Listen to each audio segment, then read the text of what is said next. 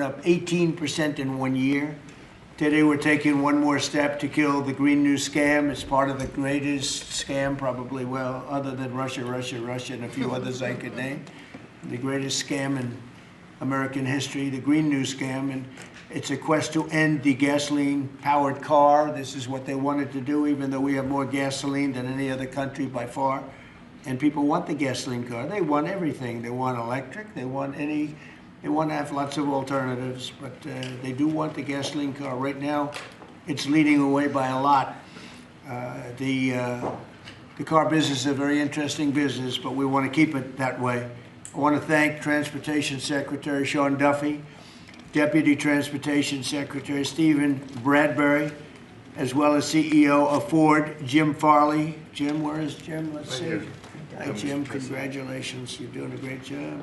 CEO of Stellantis, Antonio Filosa. Thank you very much, Antonio. Chairman of the National Automobile Dealers Association, Tom Castrida. Yes, sir. Thank you very much, Tom. Great to have you. And Manager of General Motors Orient Plant, John Urbanek. Yes, sir. Thank you, sir. Great to have you guys here. And you're going to say a few words in a minute about how ridiculous this was, but we've just freed you up. So you're going to have a good day. You're going to have a good number of years. Thanks as well to Senators Shelley Moore Capito, Ted Cruz, Kevin Kramer, Marsha Blackburn, Eric Schmidt, and Bernie Marino, as well as Representatives Sam Graves, Vern Buchanan, Mike Kelly, Roger Williams, Lisa McLean, and Troy Balderson. All great people. These are great people. And I know there's a lot of support long beyond the people that are here. We had tremendous support on this. From day one, I've been taking action to make buying a car more affordable. I signed an executive order to end the unfair, expensive electric vehicle mandate, as you know, where you had to have an electric car within a very short period of time, even though there was no way of charging them and lots of other things. It would have cost $5 trillion to build the charging plants. And as you know, in certain parts of the Midwest, they spent, to build 9 chargers, they spent $8 billion. So that wasn't working out too well. That was done before me, by the way. I wouldn't have let it go forward. We're canceling the EPA's absurd tailpipe emission standards, one of the most important things that I've never had a group of people come to me more powerfully and really just devastated that they had to do it. It was killing them than the automobile manufacturers, the tailpipe emission standards. And I can tell you, your people at Ford were coming to me all the time, and they were saying, like, please, it doesn't do anything, and it's killing us. And it's driving the cost through the roof. And we revoked Biden's emissions waiver for California so that California communists could not regulate the automobile industry and ruin the entire nation of automobiles. And they were doing that too. But we have that now under control also with your governor, who's got much more than he can control. Now, under the new rules being issued today by Secretary Duffy, the Department of Transportation will rescind the Biden fuel economy prices. And I hate to say that because they were really not economy. They were really, they were anti-economy. They were horrible what they were doing to the costs and actually making the car much worse. But these policies forced automakers to build cars using expensive technologies that drove up costs, drove up prices, and made the car much worse. The action is expected to save the typical consumer at least $1,000 off the price of a new car, and we think substantially more than that. Under the Trump administration, $70 billion are now being invested in the American auto industry. Ford has announced it will invest $5 billion across its Kentucky and Michigan plants. Is that a correct statement? That's right. That's a lot, $5 billion. You could do more. Creating at least 4,000 new jobs. Stellantis announced that it will invest $13 billion to expand its U.S.-based manufacturing by more than 50% and open new manufacturing facilities across the country. And I think a big part of that is also the tariffs. Because of tariffs, they're coming in. Not only the automobile industry, AI, we're leading China in AI, we're leading everybody in AI, we're leading everybody in everything. We have the hottest country right now. I will tell you, a lot of political people behind me, great political people, very successful political people. We have the hottest country anywhere in the world. 1 year ago, we had a dead country, and now we have the hottest country anywhere in the world. And it started from November 5th, but it also started when we did the tariffs, and we've had tremendous support on the tariffs. It's bringing in trillions of dollars of wealth. It's bringing in national security. And I've stopped 8 wars, and of the 8 wars, 5 of them have been because of tariffs and trade. So they're very important. And General Motors plans to invest $4 billion as it brings its manufacturing back to the United States from Mexico.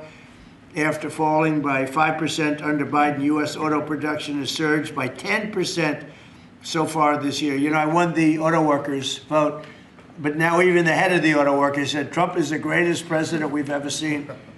And he happens to be right about that. But we're protecting our auto workers, and we're making it easier for every family to afford high-quality cars. In other words, we're bringing automobiles back and the manufacturing of automobiles back into this country. We lost 52% over the years, 52% of our automobile manufacturing. You see it, closed factories all over the place. Now they're all opening up. They're being, in most cases, they're being knocked down, and new ones are being built in their place. And a big beneficiary is the state of Michigan, but South Carolina, even states that didn't really do too much with the automobiles, they're opening up plants. It's been amazing. So between automobile plants, AI plants, and plants of every other nation, really every other type, including chips, we're going to have a big percentage of the chip market very soon. Not because of the CHIPS Act, which was horrible and ridiculous, where we just gave these companies billions and billions of dollars, and they just kept the money, but because of what we did with tariffs. They have to build here, otherwise they're going to have to pay tariffs. They won't be able to do business in the United States. And we're going to have a big percentage of the chip industry. As of about a year ago, 2 years ago, we had none. And now we're going to have a very big percentage when it all finishes out. So I'd like to ask Secretary Duffy to speak, and then Mr. Farley, and then Filosa, and Urbanik, and Castrita. And also we're going to ask some of our political leaders to speak, because let me tell you, they went out of their way. This was not easy. And people were brainwashed. This is a green new scam. And people were paying too much for a car that didn't work as well. And now they're going to have a great car that's going to be environmentally friendly, but it's going to cost you a lot less, and it's going to work great. All of the nonsense is being taken out of the cars. So, Secretary Duffy, could you say a few words? Thank you, Mr. President. So yesterday at the cabinet meeting, the president was talking about affordability, and the way that Democrats talk about affordability is a lie. Today is a perfect example of that. So these CAFE standards used what was contrary to the law. The Congress set a rule that says you have to look at combustion engines.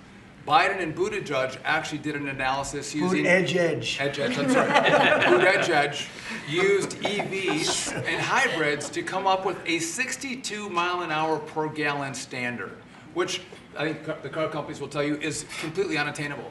So they spent a lot of money on technology trying to meet the unattainable standard, driving up the cost of a car, number one. And then number two, if they couldn't meet the unattainable standard, they had to trade for carbon, costing billions of dollars, and again, driving up the price of the car. So, Mr. President, what Democrats were doing were not making cars more affordable, they're making them less affordable. The consequence of that is going to be that more Americans can afford to buy a new car, which means they're going to be safer on the roads because of all the great new technology we have that save lives. So we'll have less death on American roads. These rules are going to allow the automakers to make vehicles that Americans want to purchase, not vehicles that Joe Biden and Buttigieg wants them to build, which is important. But also, this is important for American jobs. The more cars we sell, the more jobs we have in this country. And so this is jobs, this is freedom, and this is common sense, Mr. President. So thank you for your leadership. And I appreciate what the Senate did with the big, beautiful bill and what we've done here today. So thank you, Mr. Very much. A big, beautiful bill is it's something. It's amazing. Wait till people see the benefits and the lower taxes that they're going to have, lower regulations. So, how about Ford? Mr. President and Secretary, all the important lawmakers here, competitors, today is a victory of common sense and affordability. We're very proud of Ford to be the #1 auto producer in our country. 80% of the vehicles we sell here we make in our country. Right. And we never left. unlike many of our competitors. We're the #1 exporter, and we have the most auto factory workers. And this CAFE standard that is aligned with customer demand is the right move for a lot of reasons. We were #2 last year in EV sales, we were #3 in hybrid, and we're the leading brand for combustion. We believe that people should be able to make a choice, as you said, Mr. President, and we will invest more in affordable vehicles. This allows us to invest in affordable vehicles made in the U.S., which we will take the lead on, and will allow us to make vehicles more affordable. So thank you for making this step for all of you. Thank you very much. One of the other things we're doing, it's separate from this meeting, but I think everybody here would agree with it.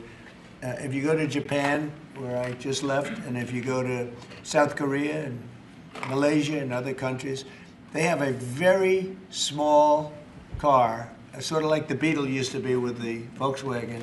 They're very small, they're really cute, and I said, how would that do in this country? And everyone seems to think good, but you're not allowed to build them. And I've authorized the secretary to immediately approve the production of those cars. So you'll be able to buy, they really are, they're actually, some of them are really beautiful, actually. If you take a look, Honda, some of the Japanese companies do a beautiful job. But we're not allowed to make them in this country, and I think you're going to do very well with those cars. So we're going to approve those cars. Would you like to say something about that? Well, no, just that he never stops working, so even when he's on Asian time, he's calling me at midnight in the States. But he gave me the directive to clear the regulations on this, which we have. And so if Toyota or any other company wants to make smaller, more affordable cars, fuel efficient, we have cleared the deck so they can make them in America and sell them in America. They're really nice and less expensive, and it really gives people a chance to have a car, you know, have a brand new car as opposed to a car that maybe isn't so great. And so you car companies start thinking about that. I think it's going to be a tremendous market. Please, would you like to say something? Thank you, Mr. President. It's a great day for us at Stellantis today, because it's the day where we see CAFE regulation reconcile with real customers' demand. That's why at Stellantis we decided to invest to Jeep, Ram, Dodge, and Chrysler $13 billion in the next 4 years, increasing production by 50%, delivering to the market 5 new vehicles, and creating 5,000 additional jobs. That's because we believe in what you, Secretary Duffy, and all your team is doing in this country. We believe in growth, and we are ready to invest even more. So thank you very much. Thank you very much also for this great news of the K cars, which we are very interested in. And we are very looking forward to work with Secretary Duffy, your team, in the future for the next steps. Thank you very much. Well, get ready for those cars because we've already cleared the way. You can start right away. We will. Thank you very much, Mr. President. Thank you very much. Please. Mr. President, thank you so much for having me. Thank you very much. We support your leadership for this issue that is so important to the auto industry. I'm here representing the hard-working men and women of Orion Assembly in Michigan. Right. The facility, our manufacturing facility there, is currently going through a retool so that we can build additional U.S. manufactured pickup trucks and full-size sport utilities for our customers, and we're so excited about that. And thank you for your support. Secretary Duffy, thank you as well. And this is largely coming in because of the tariff situation. We're taking in trillions of dollars, actually, trillions, and we have so many other advantages, but these great companies are coming back to the United States. They left the United States. If somebody was sitting behind this desk that knew what they were doing, that wouldn't have happened. They would have said, well, you can sell your car here, but we're going to put 100% tariff, and you would have never had the auto industry leave. Again, we lost more than 50% of our auto industry. And now it's all coming back, and I think it's coming back. Ultimately, it's going to be bigger. I believe it's going to be bigger than it was before, actually. But it's an honor to have you here, and please, would you like to say something? President, Thank you very much. Tom Castruta, sir. I'm the chairman of National Automobile Dealers that represent 18,000 dealers in the country, along with 3,000 heavy-duty truck dealers. And what the actions that you've done as the president and your administration is definitely going to save our customers money. And you made your promises that let the consumer buy what they want, sir, and you delivered on that. And the other thing that you delivered was your promise in the big, beautiful bill the tax deduction on loans that had gone away some years back. Right. And now that makes it affordable for our buyers